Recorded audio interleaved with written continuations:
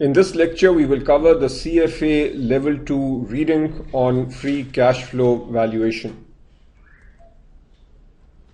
Here is what we'll cover. First, a high-level introduction. Then we'll talk about the free cash flow to firm and free cash flow to equity valuation approaches.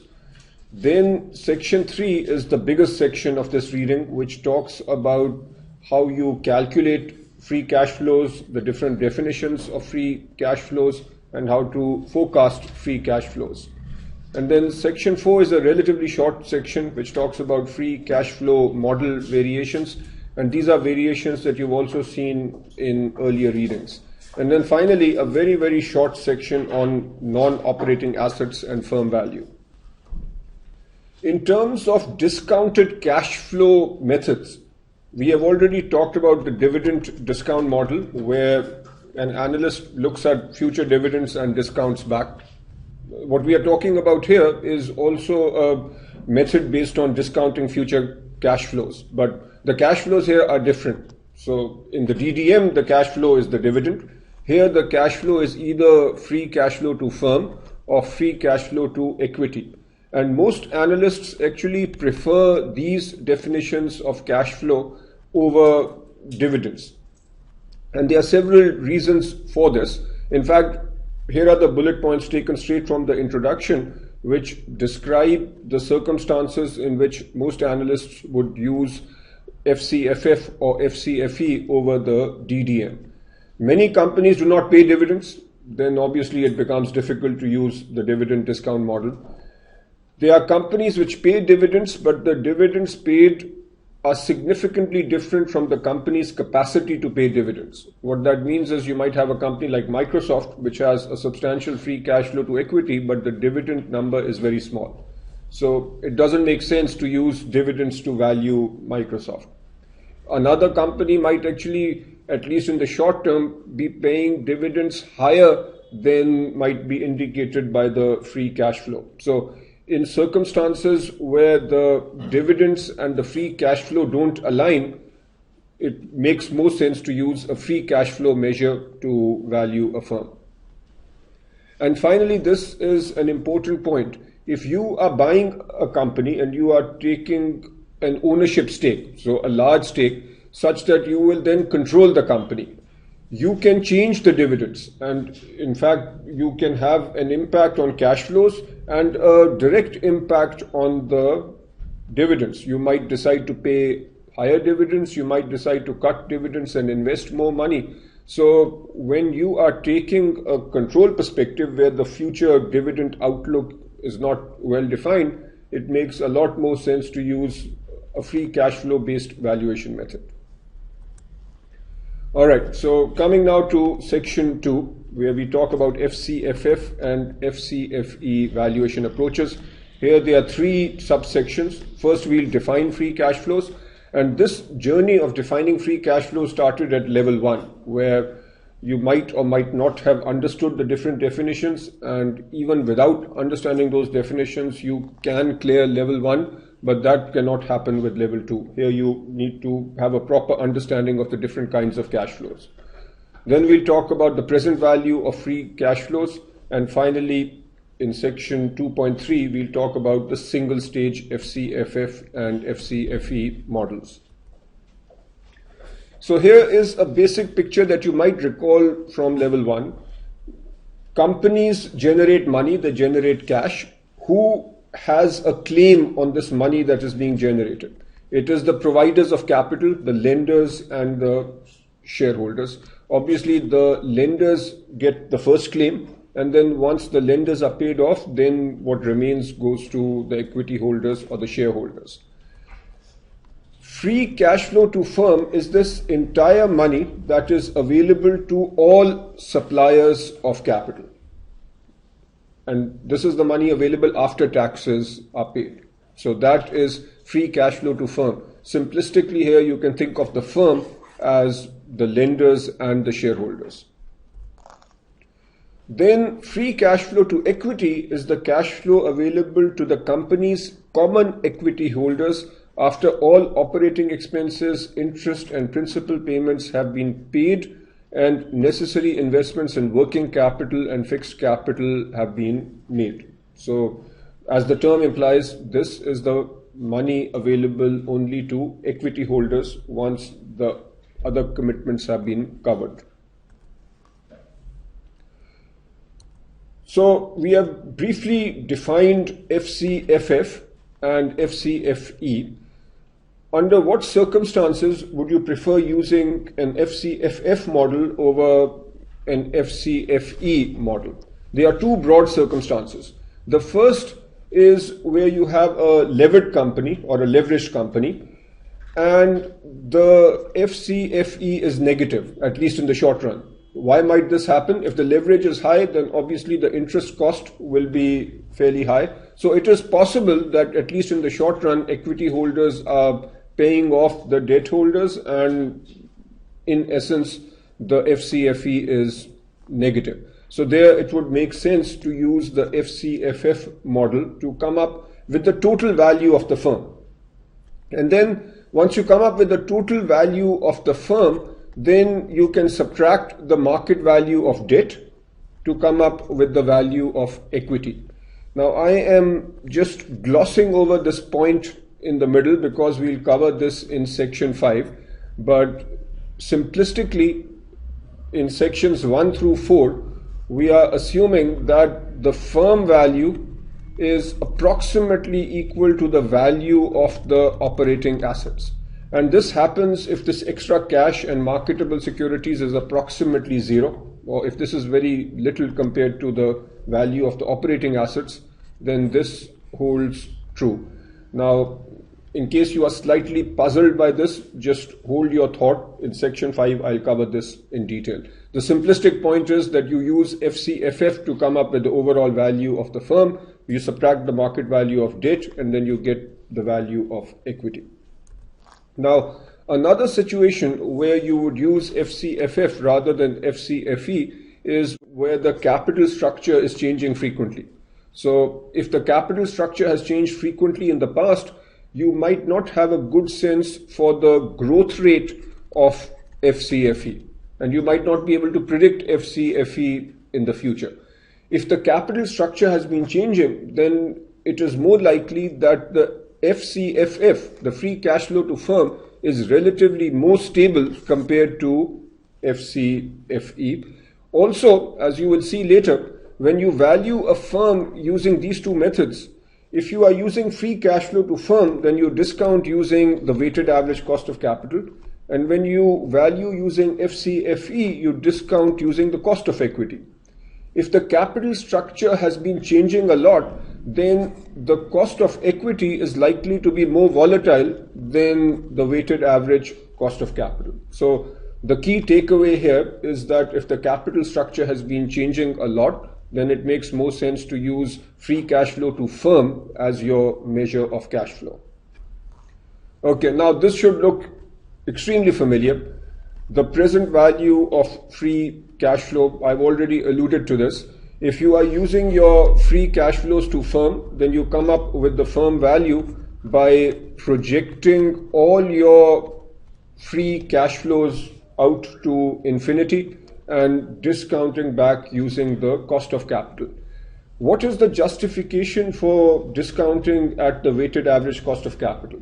The answer is fairly straightforward. Since you are looking at the cash available to all providers of capital, you should also then discount at the rate associated with capital from all sources. So that is the weighted average cost of capital. And once you compute the value of the firm, then you can compute equity value by taking the firm value and subtracting the market value of debt. If you are using free cash flow to equity, so now let's say your measure of cash flow is FCFE, then this number or the free cash flow to equity numbers need to be discounted at the cost of equity, and that will directly give you the value of equity for the firm.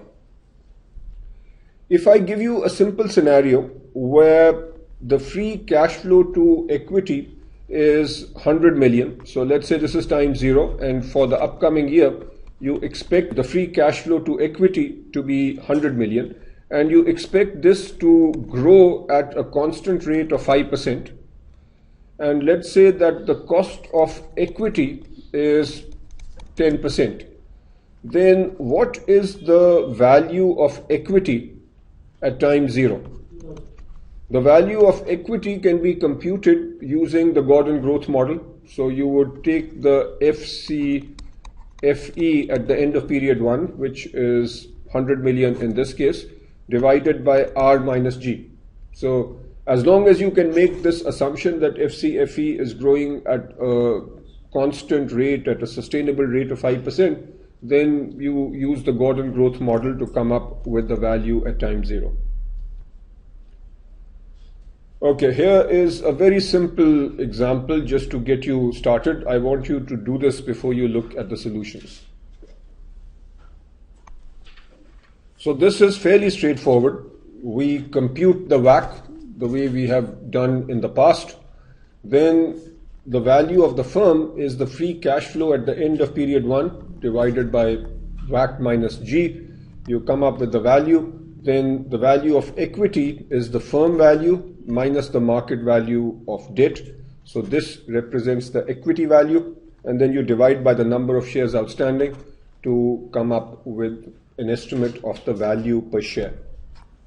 Okay, now coming to section 3, which is the largest section of this particular reading, and I won't read out all the subsections, but the essence of this section 3 is to learn different ways of computing FCFF and FCFE, and then using whatever data is given to you to come up with an appropriate measure of cash flow.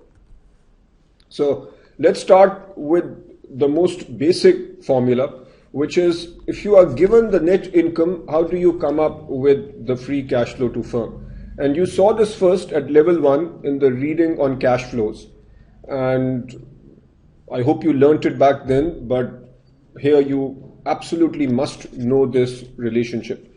The free cash flow to firm, remember, is the money available to all providers of capital. So if you start with net income, which is an indication of the earnings or money available to shareholders only, we need to make, broadly speaking, 2 sorts of adjustments.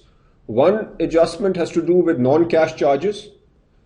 Another adjustment has to do with the fact that we are now going to calculate money available to all shareholders. That includes debt holders. And actually there is a third, which has to do with fixed capital and working capital. So I'll just explain that in a moment. But anyway, you start with net income. You add non-cash charges such as depreciation, because we are coming up with a cash flow measure.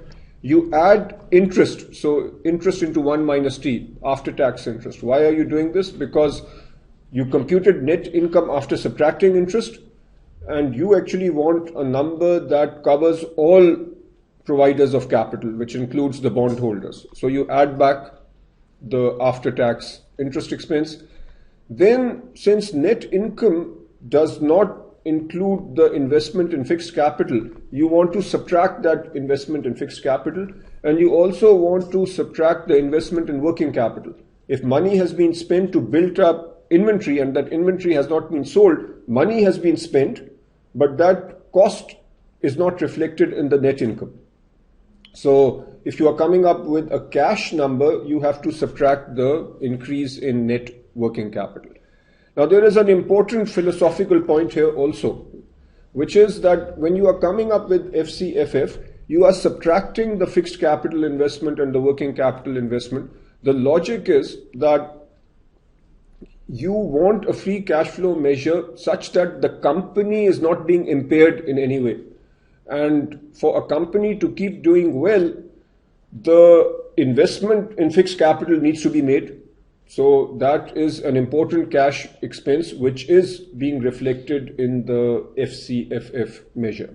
So regardless of whether you understand the finer points underlying this measure, you need to know this formula extremely well. In fact, I can almost guarantee that there will be at least a few questions on the exam where you need to use this relationship. All right, so speaking of using that relationship, we will start doing so. Let's look at example 2, where you will need to start with net income and compute the FCFF. So quickly read through this. Okay, so what we'll need to do is start with net income. Let's just work with 2008 initially.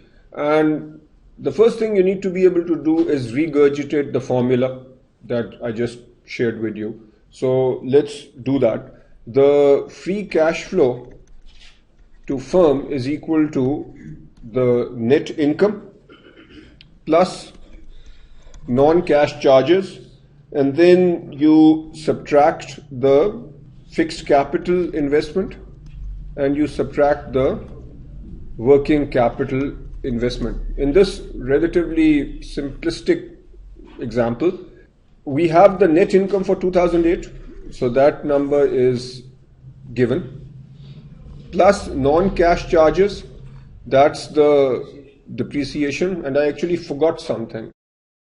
I need to also add back the interest into 1 minus t. Is that given? So on this particular slide, we have the net income, we have the non-cash charges, we have the interest expense at 7%, so that interest expense is given, and somewhere we are also given the tax rate, so we will actually use the after tax, so interest of this into 1 minus 30%. What's not given on these slides is these two numbers, fixed capital investment and working capital investment. So let's go to the next slide. If you look at 2008 and you look at fixed assets, the fixed assets stayed at 500. So at least for 2008, remember these are end of year numbers. So we are saying that in 2008, the fixed capital investment was 0. What about the working capital investment? What you do is you figure out the net working capital at the end of 2007, not including cash, because we are looking at changes in cash. So you do not use cash. What's the net working capital at the end of 2007? It would be 60, which is inventory, and then accounts payable, which is the only working capital related liability. So that's 0. And then what do we have at the end of 2008? 66 and 50. So basically we have at the end of 2008, we have 66 plus 50. At the start we had this much. So the increase in working capital is the sum of these two minus 60, which is 56. Okay, so here again I missed something. We need to actually also add the accounts receivable, because that's also working capital. So your working capital is 100 plus 66 minus 50. That's the working capital at the end of 2008. And from that you take away the working capital at the end of 2007, and that will give you your change in working capital. So if you actually look at the numbers, then the calculation for working capital is fairly straightforward, and it's shown over here. If you take 2008, at the end of 2008, the net working capital is 166 minus 50, which is 116. At the start of the year, start of 2008, which is end of 2007, working capital is 60. So the change in working capital is 56. Now, on this slide, I've actually put together all the relevant numbers. So this is the formula. Net income you pick up from here, 97.52. The non-cash charge in 2008 is the depreciation, which is, you add 45. The interest expense is 15.68 into 1 minus 0.3. 30% is the tax rate. And then you subtract the fixed capital investment, which is 0 because you are staying at 500, so minus 0. And minus the working capital investment, which we actually calculated on the previous slide, but it can also be calculated based on the information shown over here using these three elements. That's minus 56. So when you do the calculation, you should get 97.50. And I'm not going to go over the calculations for 2009 and 2010, but the logic is the same. The difference is in the numbers, obviously. So in 2009, there was an investment in working capital, so that's why you have minus 50 over here. Make sure you can go through these numbers because this is extremely important. Next point now has to do with calculating FCFF from the statement of cash flows. In section 3.1, we said we are starting with net income. Now we are starting with cash flow from operations. Before coming up with the formula, we need to understand what is included and what is not included in CFO. And this hopefully is another flashback, because this particular table was also there at level 1 in the reading on cash flows, where we looked at the treatment of different items such as interest received, interest paid under IFRS and US GAAP. If you take interest expense or interest paid, under US GAAP that shows up as an operating cash flow. In IFRS, the interest paid could either be operating or financing. This particular reading largely takes a US GAAP perspective, but you obviously need to understand both the treatment under IFRS and US GAAP. For starters, let's take US GAAP.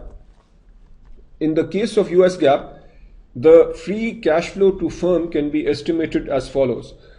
You start with the CFO, and then you add the interest expense, the after-tax interest expense. Why are we doing this?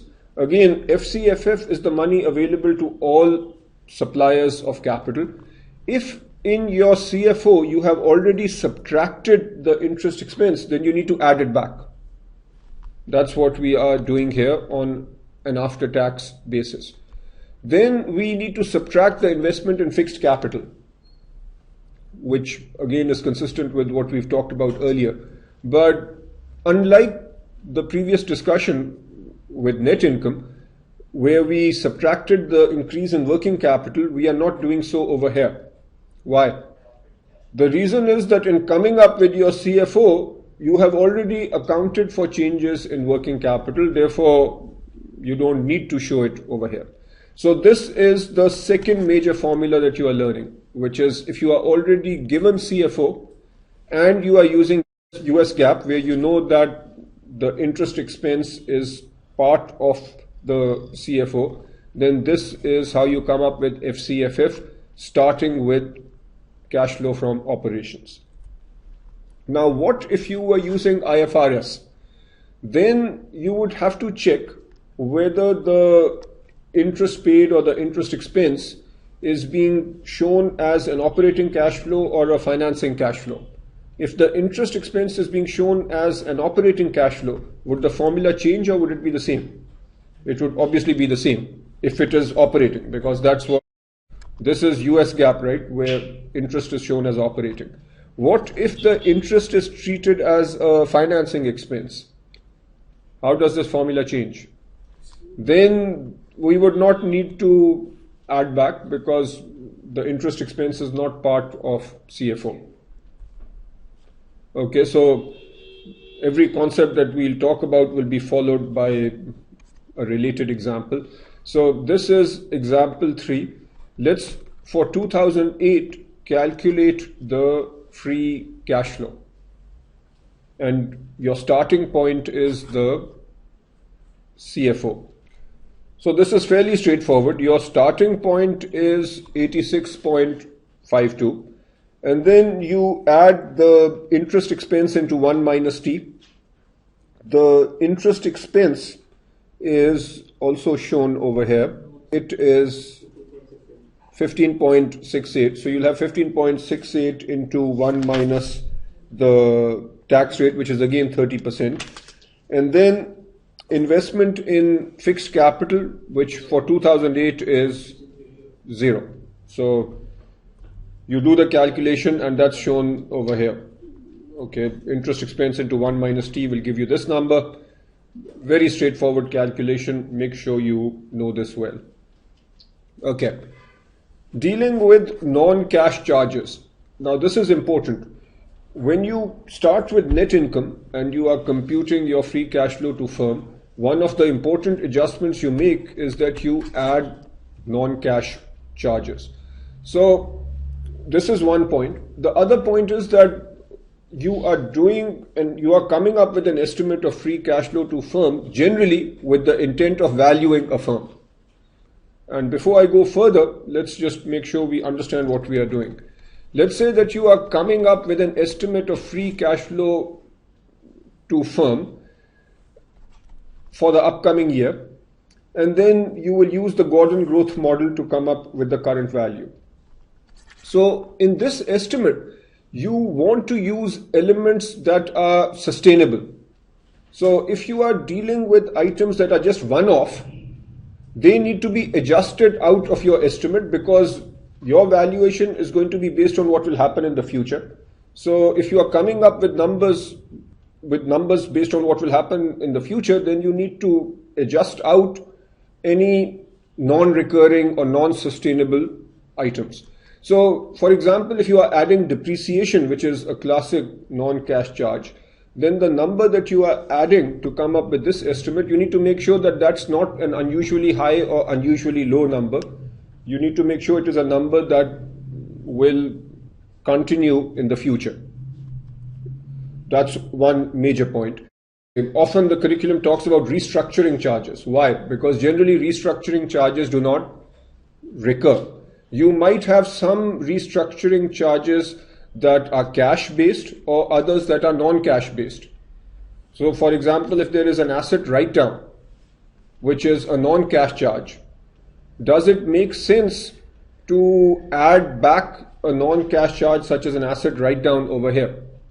Probably not, because this is not something that will keep happening in the future. So there is no fundamental right or wrong answer over here. The key point is you need to understand the nature of the non-cash charges and you need to figure out whether these will be sustainable or not.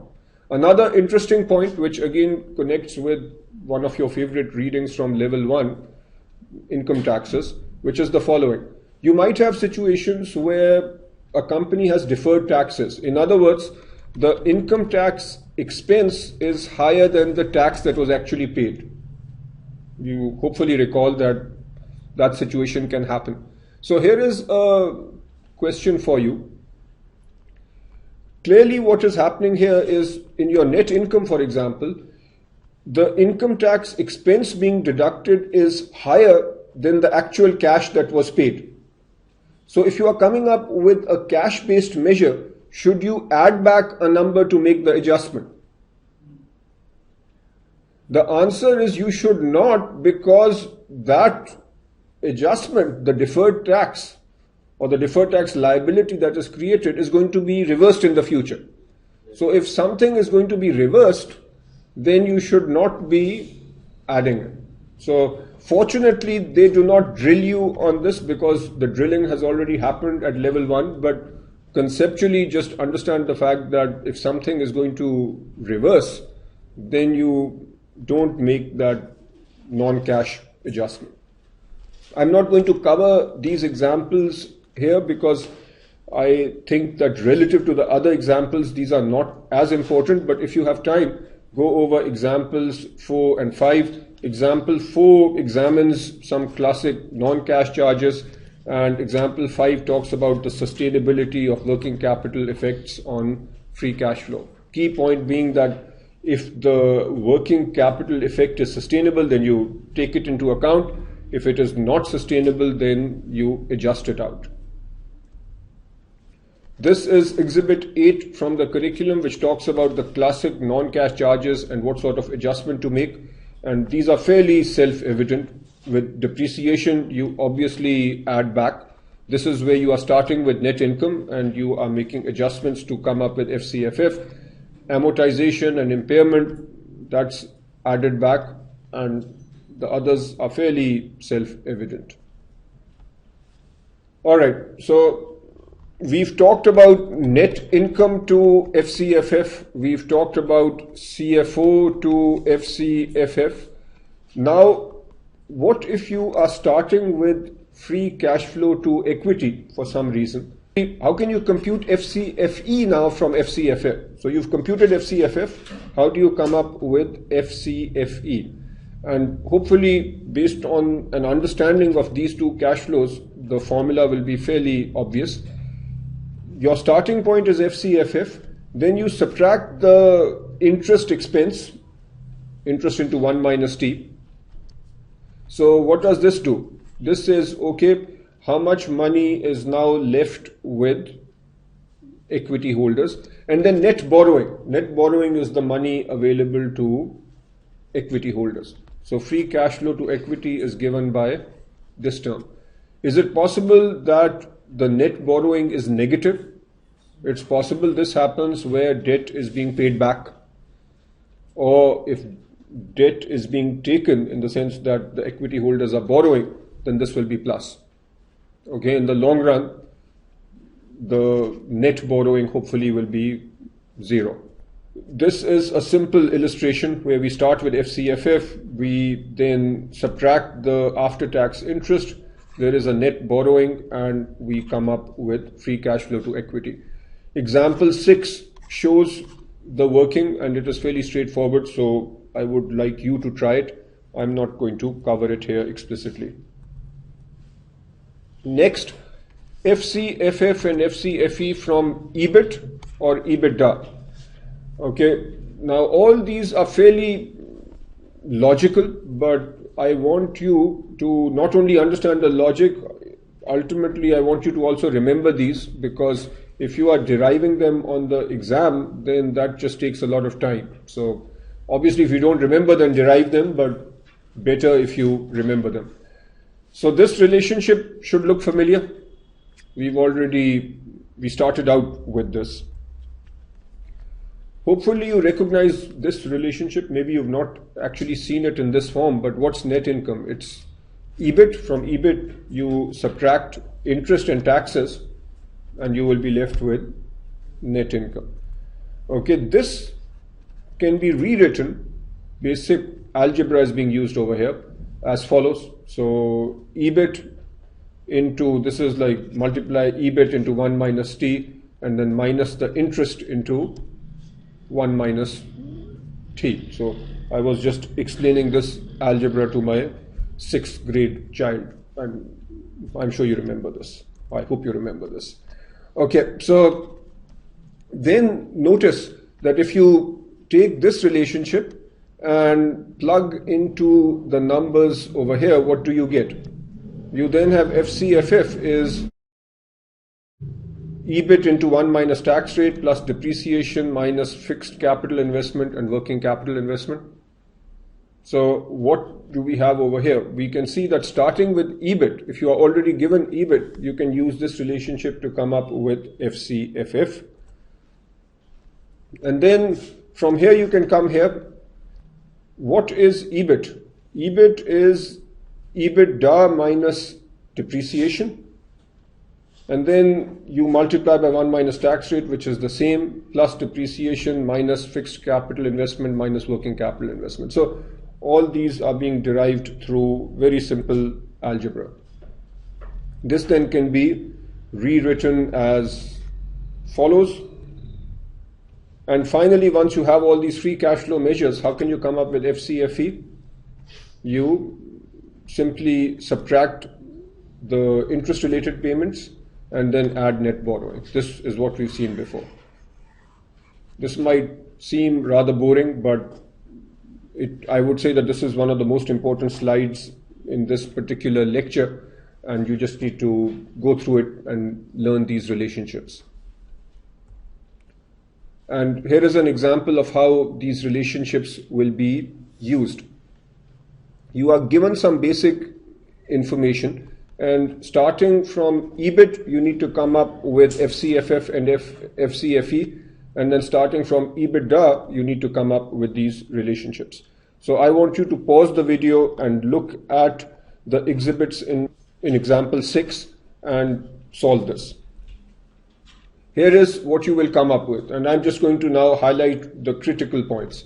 As we just discussed, FCFF is EBIT into 1 minus tax rate plus depreciation and then minus the investments in fixed capital and working capital. You will notice that these numbers are fairly straightforward. The EBIT is going to be given, tax rate is given, the depreciation is easy, and in this particular example, the fixed capital number is also very easy to come up with. There will be some challenges associated with working capital, which I will talk about. And then the other challenge will be to figure out net borrowing. These are the two items that actually are the items that people get stuck with, so I'll make sure you understand them. All right, so I said one of the items was working capital, change in working capital. Let's take 2007. We've already touched briefly on calculating working capital or the change in working capital, which is that you take the working capital at the start of 2007. This is the net working capital, which would be the assets, the current assets minus current liabilities at the start of the period, end of the period, and then take the difference. But you cannot just take all your current assets and all your current liabilities. Two important things. You ignore cash, because we are looking at changes in cash which happens because of the non-cash assets and liabilities. So the cash numbers are not going to be considered in this calculation. The other important point is that under your current liabilities, you do not include the notes payable. The reason is that notes payable are a form of financing, and we are not going to take any item that is interest bearing or that is a form of financing. So the only item that we'll consider in our working capital is the accounts payable. This is from the short-term liability side. So those are the two critical points in coming up with the working capital investment. All right, on this particular slide, I've actually shown all the relevant data. If we compute FCFF now from EBITDA, so the EBITDA is given, 1 minus tax rate, the tax rate is given. This is the depreciation tax shield, which we saw earlier. So the depreciation is given, tax rate is given.